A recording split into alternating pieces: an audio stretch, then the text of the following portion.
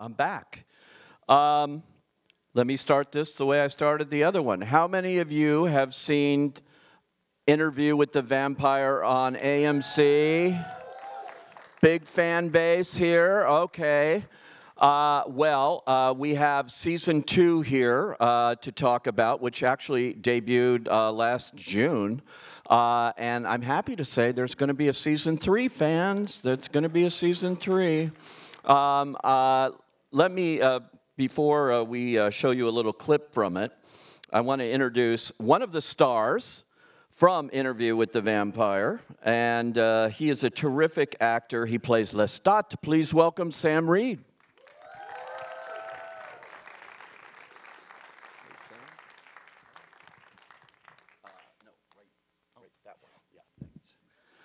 Welcome, Sam.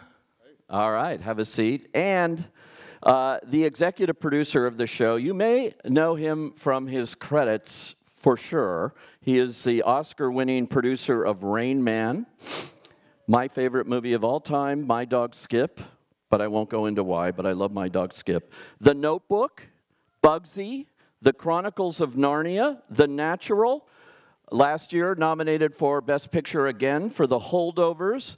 On television, Breaking Bad, you may have heard of that show, Better Call Saul, and this whole Anne Rice franchise that goes even beyond Interview with the Vampire. It is all produced here by Mark Johnson.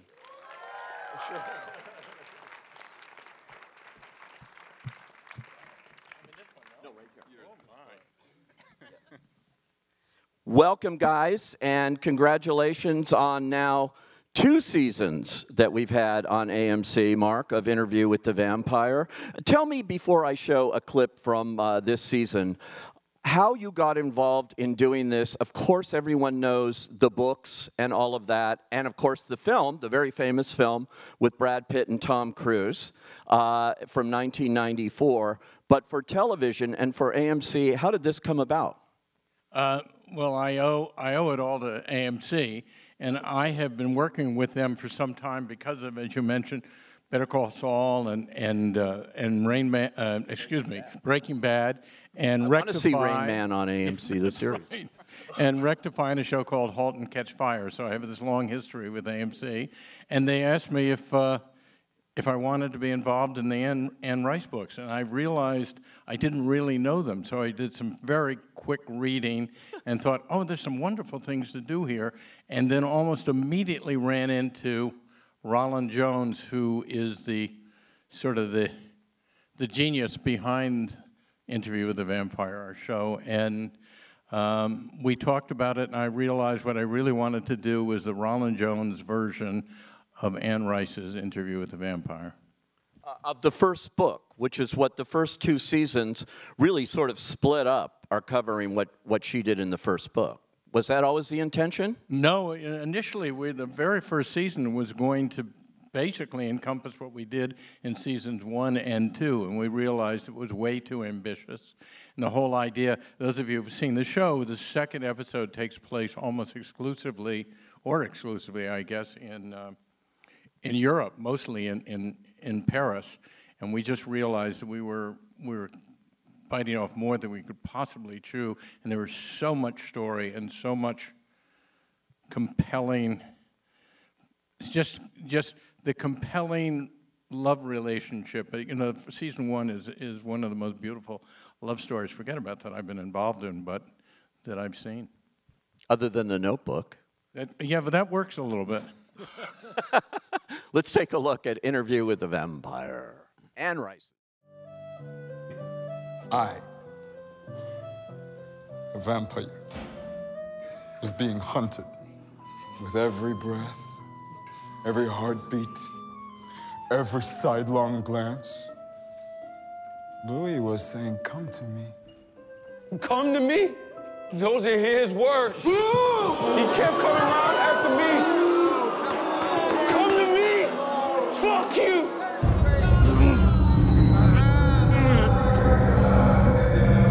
Appetite. Come to me! He said it to me.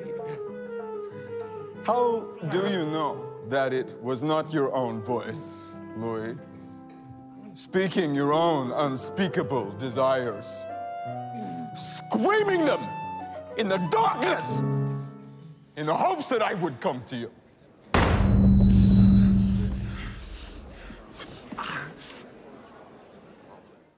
Way to go, Sam.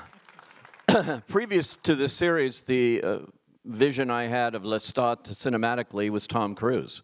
What did you think about stepping into a role that Tom Cruise made so famous 30 years ago? It's quite daunting, really, I say. But I think we were always approaching this, well, when I read the script, I knew it was a very different adaptation to the film, which I love. I love that movie. So it's something you don't want to touch. But I think there's points where you can reference some kind of very iconic moments that he did, because he built a character that exists in a lot of people's consciousness, and you shouldn't really take that away from people. But we definitely based this show on the whole breadth of her books, and so I could go back and look at the books in different points that the movie didn't really get to touch. So it was daunting, but it was also like I've just kind of have to compartmentalize that and not focus on it too much.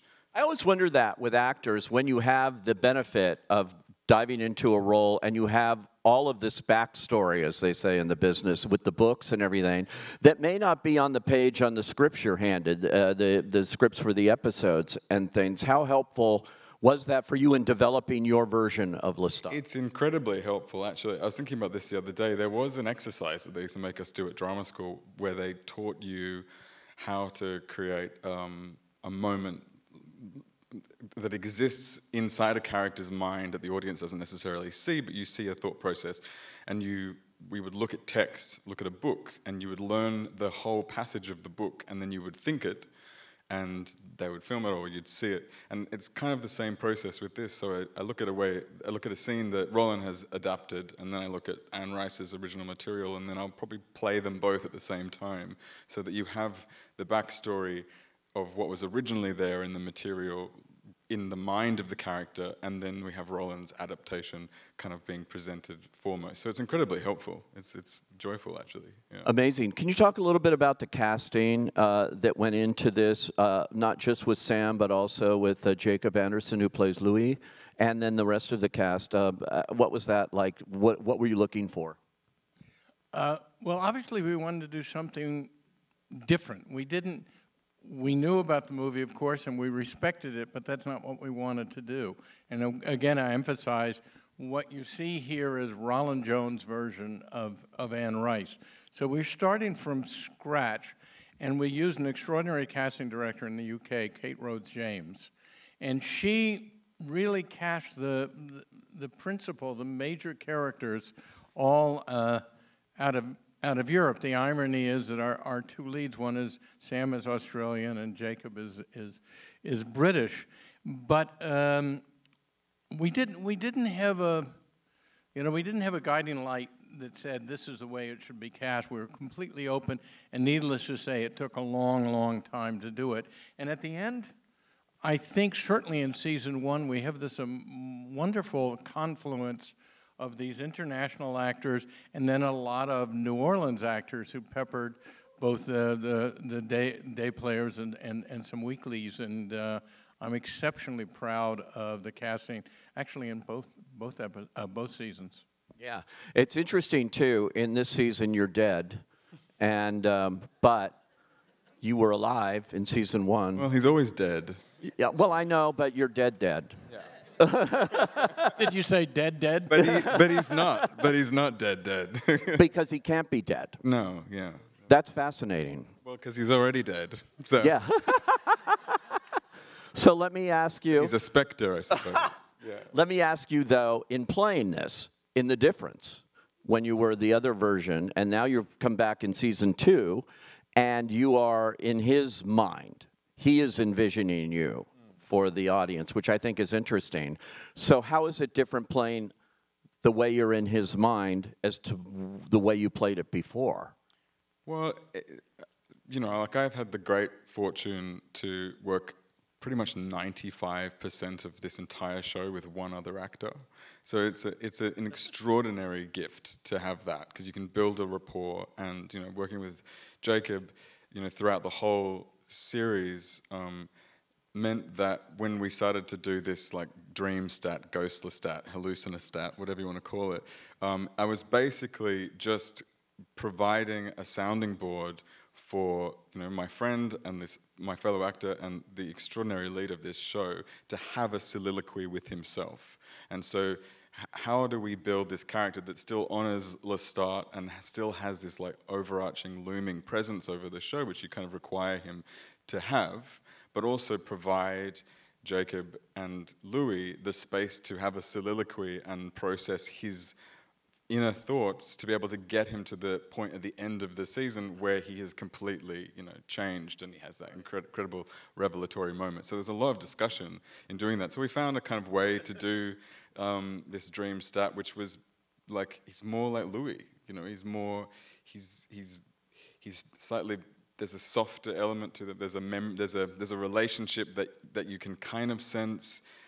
We didn't see in season 1 that perhaps Louis and Lestat were softer and kinder to each other. There was more delicate, sweet moments that he didn't want to talk about.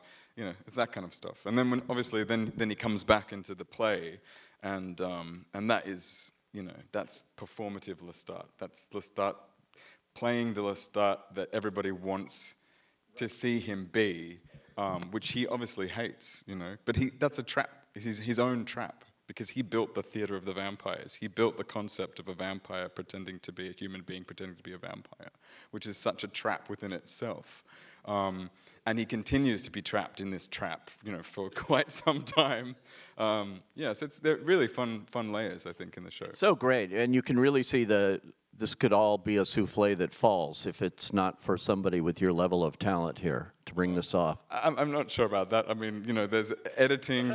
I music, there's a lot of elements that come into a show like this, and I think Roland is such an artful leader, and he spends so much time in the editing room. I mean, this show is really crafted in the editing room. We give him as many options as we can possibly dredge out of our bodies in the short period of time they give us to shoot it, because it's a fast shoot. We shoot an episode like every 11 to 10 days. So it's a very fast, extreme, heady experience, and we just give him as many options as we possibly can, and then he crafts it. So, I don't think it's all based on the actors, yeah. Mark, when you look at this, we know this is a television series on AMC, which, is great, but you don't have the budget you'd have on a major feature film on this scale of material. But you look at this show, and visually, it is astounding. It looks like a $200 million budget. It really does. How did you pull it off? First of all, thank you for that. And I agree. I think we need it really force all of us, all of the executive producers, all of us to be as inventive and resourceful as possible. And is that the other executive producers out there? it's somebody I owe money to, clearly. But no, that's why we went to Prague. We didn't go to Paris. We would love to have shot in Paris, but Prague doubled for it, and I think we all understood that. There are other networks that would have spent a lot more money on this, and AMC, and I could not be more grateful for their support and their understanding of what we needed. And once again, we were so resourceful. Every last one of us, the actors, Roland, and we realized it is that saying, it all had to go on the screen. And I believe, I'm still not quite sure how we pulled it off, but I think we did. Well, you definitely did, because as I mentioned in the beginning, AMC has renewed this for a 3rd season. And I'm not sure where you're at in the writer's room of it all, or creating where it's going to go. What are we looking at here? The writers are busy working away, meaning Roland has no time to himself right now. And we are going to be shooting in Toronto, of all places, later in the year, not too far away. And so much of this season all rests on this man's shoulders. Well, No pressure, no pressure, Sam. I do know, and they have agreed to tell us everything that's going to happen in season 3. Not. But I do know this much. As it begins, as it will come out, we're going to see more of the musical side of Lestat in a rock band kind of way. Can you talk about what you know? I mean, I probably can't talk about all that I know because I know too much to be able to be said here. But, you know, the second book opens in this very extreme, confronting, different way to the way that the first book read, and we're honoring that. So, you know, I think the rock star vampire is such a bizarre concept, and it's a, you know, something that we're attempting, and hopefully do it okay. Yeah. Wow, forget about the Emmys. You could be at the Grammys. I must say, the music has always been done by Daniel Hart, and Daniel Hart is really just bringing some extraordinary work to the new season. Yeah, I mean, this show rests so heavily on his music. It's so visceral, the way that the music can come in and kind of ride a wave for the audience. And so he's really having the time of his life, I think, writing these songs. Well, this is a global phenomenon. Fans across the world are really into you can tell the social media, Mark, you know, that it's developing, and you have to give these shows time to find all of them around there. And how impressed are you with the reception from the fans globally on this? Globally, fan sponsorship is just extraordinary, and sort of having done this for a while, the reactions I'm getting from all over the world are really surprising. And I guess to clap ourselves on the back, you know, both seasons have gotten a 98% on Rotten Tomatoes, and I don't know that I've ever had anything that has been received so gloriously well, and I give this man a lot of credit for that.